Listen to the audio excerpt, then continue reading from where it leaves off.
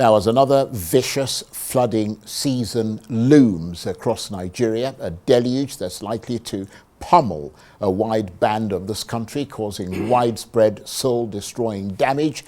What sort of progress has there been towards a flood protection scheme and a more coordinated approach to disaster management in areas that were battered by similar dramatic floods just a year or two earlier?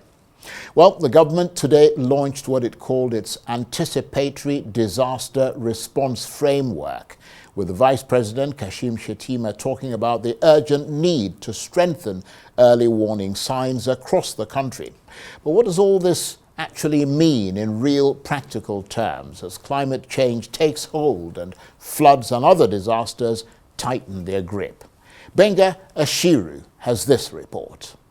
Coming from the painful lessons of the flood waters of 2022 and 2023, the Tinubu government seems to be rising to the challenge with a commitment of turning vulnerability into resilience by strengthening its early warning mechanism through a multi-stakeholders approach under the umbrella of the Office of the National Security Advisor.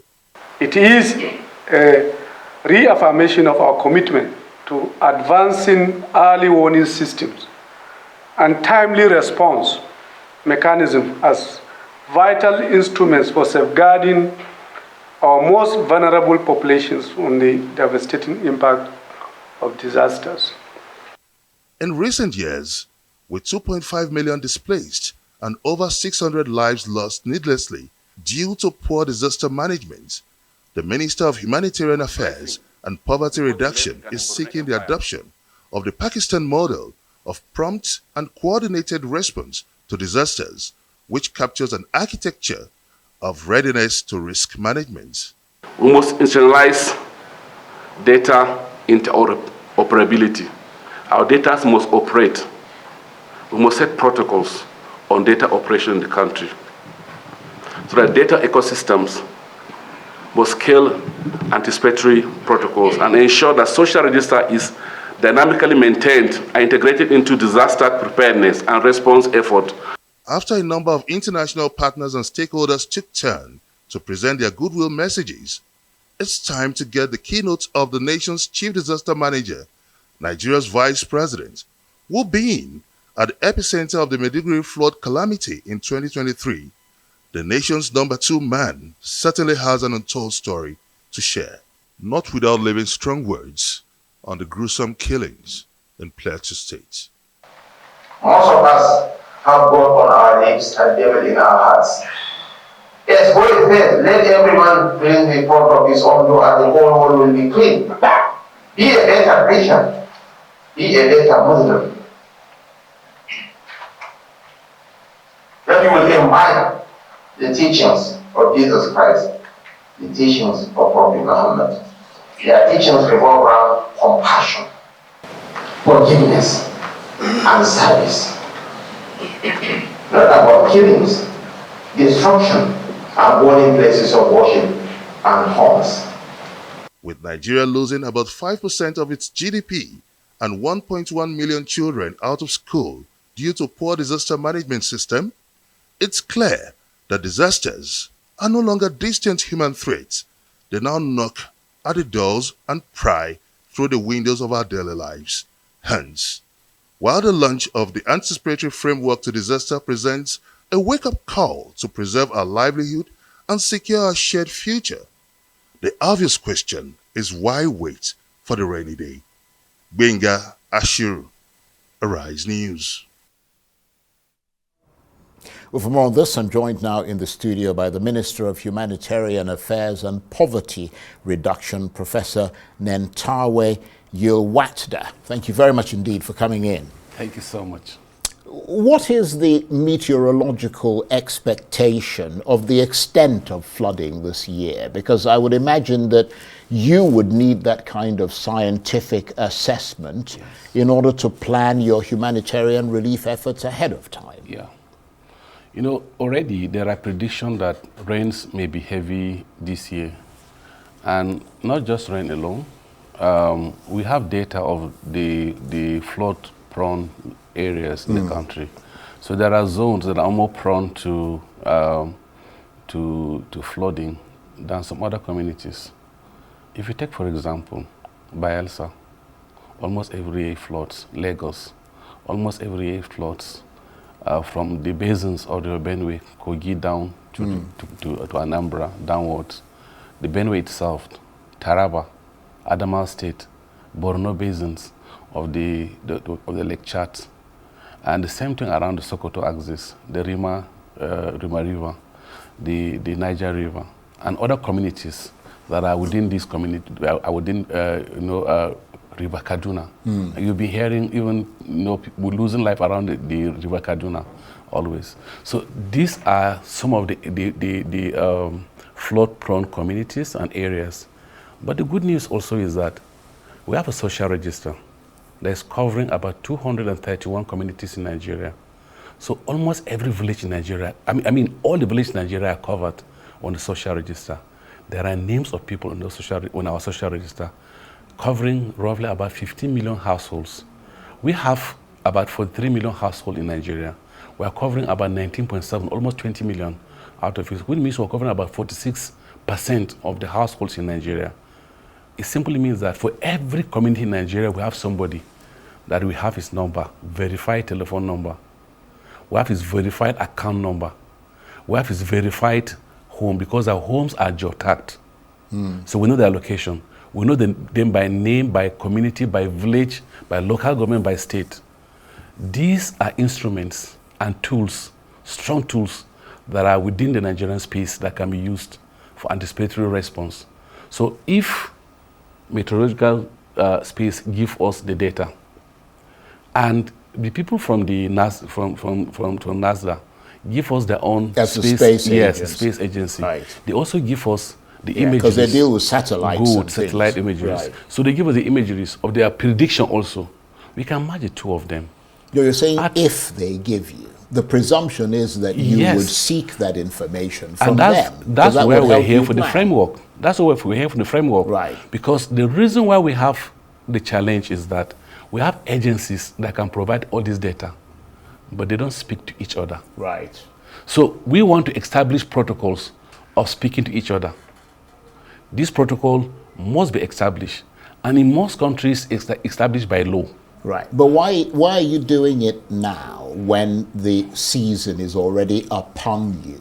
In other words, the rainy season is here. It's arrived. Why didn't you? I mean, you had a gap between the last year and this year. Why didn't you do it during that period? But this is what we've been having. Flood have been happening for all the years immemorial.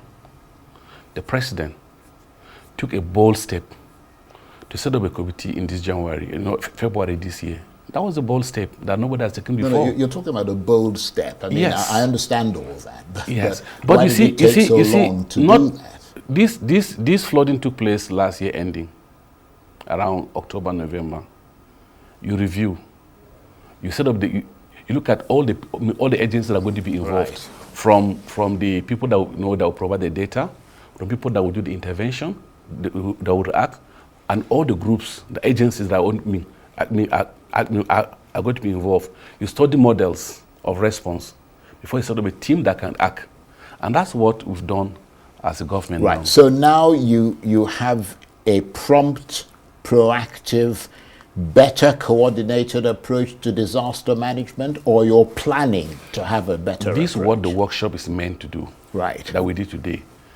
The workshop is, number one, to establish the protocols that we require for data sharing and also for coordination. Right. And that's the most important component. Number two, establish the agencies that we need to provide this data and how the data would be shared. Number three, possibly have a hub, a single hub, where all these agencies will be under one hub. Right. And for monitoring, management, and reaction. Number three, have funding, because funding is key to responding. Early warning must have early funding. If you have early warning without early funding, then you can't react. So we must have also estimate from all the data we gather now, how much will it cost Nigeria to react to flooding this year if we have it? And what are the mechanisms that we can react the flooding. So this is basically the first stage of a very long process. Yes, yes. Of trying to coordinate Yes, all these yes. things. How long do you reckon it's going to take? Yeah, I don't want to give fixated date now that I will say today or tomorrow we're going to conclude this thing, because there are some components that we do in National Assembly, there are some components we do with our ministry. It's a joint coordinated matter. The activity will end tomorrow, and from tomorrow we'll finalize the work plan and the roadmap. So while you're finalizing this Yes. work plan, what if there's flooding tomorrow? What happens? I mean, there's a spate of flooding across Nigeria. If there's flooding tomorrow, then the template we have on ground now, we can use it for action. So there is something that can be activated. Yes, can be activated for now. But we need a more coordinated, a more scientific. We need something that has been done elsewhere. People, there are many templates, workable templates in many countries. We don't need to design a wheel. There are similar countries that have similar status. And you know, these protocol or actions, they go beyond the federal government. People look at federal government as the best reaction Is local. is normally local. Yeah. I'll give an example. I was a consultant before my appointment as a minister. I was a consultant on a project, and it was the same flooding. And we went around to do, an assessment of the risk assessment of the entire program, and we discovered that the people we discussed with the community. The community told us that, look, this is the route where the water normally comes. These are the places that normally every year They get flooded. They get flooded. Right. All we need is that we have our local vigilantes that normally stay and watch. This is where they stay. Is it possible to build a vigilante house close at the bank of where this flooding takes place, the highest point? Or better yet, flood defenses, Yes. which is a much more civilized thing to do, isn't it? Then number two, Yeah. get a gauge and mark the range that can cause havoc for us Right. as a community. So every time it starts to get to that point, place, then the vigilante will ring a bell. Believe you me, as local as that solution was by the community, that was the last time flood affected anybody in the community. Yeah, but you need something more sophisticated. That's than what I'm that, saying now. don't you? I mean, Now, you're now the which minister. means the reaction Yeah. must be scientific. It must also get to the local, and the local must be involved in the reaction. Because if you react at the national without the local, you can't get the output that you require. That means that the federal government cannot do it alone. We need the local governments, we need the state governments, and we need the community leaders that are going to be affected by this flood. Not just the local government chairman alone, but we must identify who are the community leaders. If there's a flooding today, who are those people that I can call and they can evacuate this community at a go? If we are to get the list of vulnerable people, what do we do with them? For example, we can transfer cash to them and ask them to move from out of the community, build a resilience, buy foodstuff, move out to social location and get to social location. These are things that you can do, and doing them requires a lot of input from all these agencies and majorly the actors at the lower level. Right. Well, there's a lot of stuff that is still to be done, but I mean, you're in the process. Yes. And that is Definitely, encouraging. yeah. You are, of course, not just the Minister for Humanitarian Affairs, you're also, poverty reduction also falls under your ministry's Yeah. portfolio. I mean, have you managed to reduce poverty significantly? Yes. Poverty reduction is for example, I keep on saying that it's a when we discover poverty in Nigeria, people just look at the federal government as the only instrument of reduction of poverty. If you look at most of the factors and most of the components of poverty, they reside mostly at the local government, not even at the state or federal government. If you look at education poverty, because if it's a multi-dimensional poverty, has to do with access to so many things. If you talk about access to education, primary education at the local government, secondary education is at the state level. True. If you look at health, primary health is at local government. Secondary health is at the state level. If you look at access to water, it's purely at the local government and state. Federal government has no water pumping that distribute to homes. We don't do last mile. So why have you got poverty reduction Now, in your portfolio? now, What do you do? That's what I'm trying to do. With that? That's what I'm telling you Right. now. So that's why we need my first activity is coordinating the states to ensure they respond to all these issues. The social rates that we have, and that's what the issue I'm discussing, I'm making policy about it. The social register has about 138 data sets. This data set is supposed to help in planning and coordinating the state and local government to react to the issues in their states. Actually, we have about 231,000 communities. I can give you data of the access to water, the access to sanitation, the access to education, we have data about all those ones because we have this household that we sample of the poorest of the poor in these communities and what they lack. The local government is supposed to take their own action also in providing access to all these things. The state government is supposed to add action. And that's what we did a round table last month. This month, about 3 weeks ago. I called all the actors from the states, the private sectors, the development partners, and also at the national level. And we all met, including National Assembly. And we did role assignment to everybody. And we're going to have we'll have a summit this time around, which is going to become in June.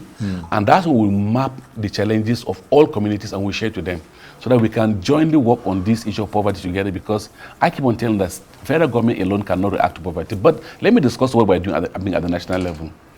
We did an assessment based on what the Bureau of Statistics gave us, that about 42% of Nigerians are poor and 72% of the people who are poor are from the rural communities. Now, what we did was that we now did an assessment. And we required, if you do roughly about 40% of the household, because we have about 42 to 43 million households, about 42% of that number is roughly about 17 million households. But the federal government has taken 15 million households out of these 17 million households to give them conditional cash transfer to people who meet the condition. It means they're at the bottom end of the DC. Okay, well, now that's number one. Number two, we have several other social programs like the investment through the agricultural program, giving subsidy to crops, giving subsidy to fertilizer, giving subsidy for other things that the Ministry of Agriculture is providing. We're having also job creation by other ministries, including my ministry also, that have been targeted. Okay, well, you've said a lot here, but let me move you to the other big humanitarian question that is going on today, which is Plateau State. You come from Plateau State. There's been attacks there. A lot of people have been displaced as a result of those attacks. How are you reacting to that situation? What's going on there? My deepest condolences to the entire nation, and especially people of Plateau, where I come from. And I extend my condolences to the governor and the State House of Assembly, the people of Plateau, the entire Plateau State over the horrendous problem that we're having in the state. It's condemnable. It's not needed at this time of even the national space especially. But all humanitarian challenges are never solved by humanitarian solutions. Humanitarian solutions, challenges are solved by peace and development. So these are the two instruments normally used in resolving humanitarian challenges. So we have to work on the issue of peace. And this peace here must come from both kinetic and non-kinetic. And I know that the federal government is putting on a lot of effort on the aspect of the kinetic. And we need to also work on the non-kinetic component of peace in the state. Yeah, but what I'm wondering is, what are you doing? I mean, there is a humanitarian disaster taking place right now. Yes, there are people who are displaced. Yes, we've made effort already. And the man who was here before, who's the senator in charge of it, was talking about what they're doing to try and help those people who are there. My ministry, in conjunction with NEMA, have sent relief materials, have provided materials for people who are displaced. Due list of the people that were affected, which was just yesterday, already we're making arrangement to reach out to them also. So we'll reach out to both NEMA and my ministry are reaching out to the SEMA in the state so that we can make a reaction to that immediately. And that we are coordinating along with the CMA at the state level. So we are making provision for that. But we already reacted to the first one that happened. Right. We made provision for, we sent food materials, we sent building materials also along with it. So we sent also material for them to settle temporarily. So we did temporary shelter, the provision of temporary shelters, provision of foodstuff, and then also we made provision of building materials for those communities if they can help to rebuild their communities. So these are some of the reaction that we've done so far in those communities. And from a personal point of view, I mean, Yes. coming from that state, Yes. What is your reaction to what's been going on there? You see, this problem has lingered since 2001. Plateau has not known peace from the period of Governor Dare to Governor Jan to Governor Lalong and now Governor Mutfang. The same problem, different reactions. And I think we need to call a larger space of the stakeholders on the plateau. Call everybody who are involved in this community. From all the communities that were having this problem, we need a space where everybody will come and sit and will talk to ourselves. I think that's the first non-kinetic approach we need to do. And that engagement must be strong, must be led by leaders, must be led at the front by both the government and those of at the national level. We must unite and face the issue of Plateau without political affiliation to it. So we must put the toga of politics aside, we must put the toga of religion aside, we must put the toga of tribal differences aside, because it's the life we're counting here, not numbers. When you hear 50-some people dying, you hear there's also 1,000 displaced. These are human beings. These are futures of people being taken away. This is the livelihood of people being condemned. So I think we need to sit first and talk, because look, all crises end on a round table. And I think it's important we start that discussion. And that discussion is important for us as a state. We need to sit down and talk to each other. That's number one. Number two, we need to reinforce security and intelligence gathering, both at the local level, at the state level, and so that once there's intelligence about a happening, we must have a mechanism on nipping it before it becomes reactionary. So I think these are the two key things that I would suggest should be done at this level. And that's why I keep on saying that I was telling you that humanitarian problems anywhere in the world are never solved by humanitarian solution.